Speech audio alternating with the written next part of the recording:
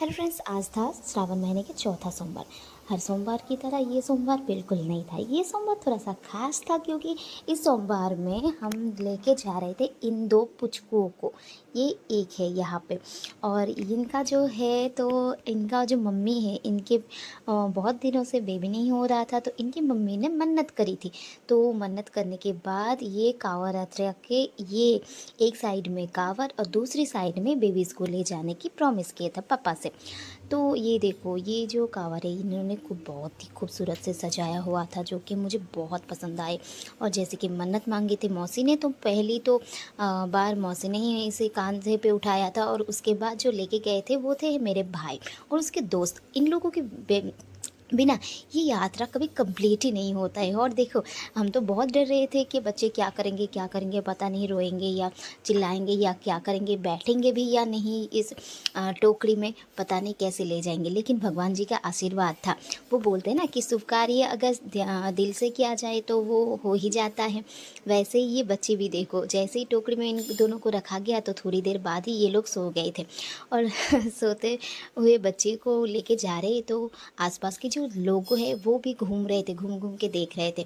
और वैसे भी बच्चे तो होते ही इतने क्यूट ना, क्यूट का डिब्बा। तो देखो, वैसे तो मेरे भाई तो कांवड़ यात्रा में जाते ही है हर श्रावण महीने के सोमवार, और इसके अलावा भी वो लोग बहुत जाते हैं। लेकिन कभी मैंने ये इस तरीके की यात्रा कभी नहीं की है। ये मेरा पहली बार था। तो जैसे कि देखने में और जाने में भी तो बहुत मज़ा आ रहा था, मज़े भी कर रहे थे। लेकिन मेरे पैर की बहुत बुरी हालत हो रखी थी।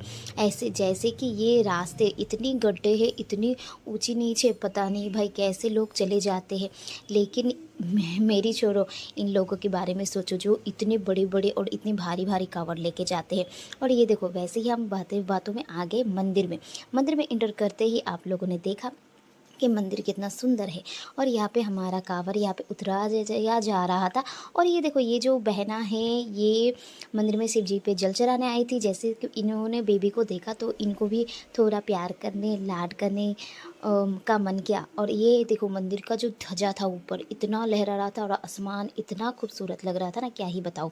और ये देखो पुचकू, एक पुचकू तो यहाँ पे मम्मी की गोद में हंस रही थी, और दूसरी पुचकू है उसकी तबीयत थोड़ा ख़राब था, इसलिए वो पापा के गोदी में शांत में बैठा था। और ऐसे ऐसे ही हम चले गए मंदिर के अंदर जाते ही बाकी सारे भक्त ने भी पापा को इतने सारे पानी जल और दूध जलाया और बहुत सारे मन्नत मांगे।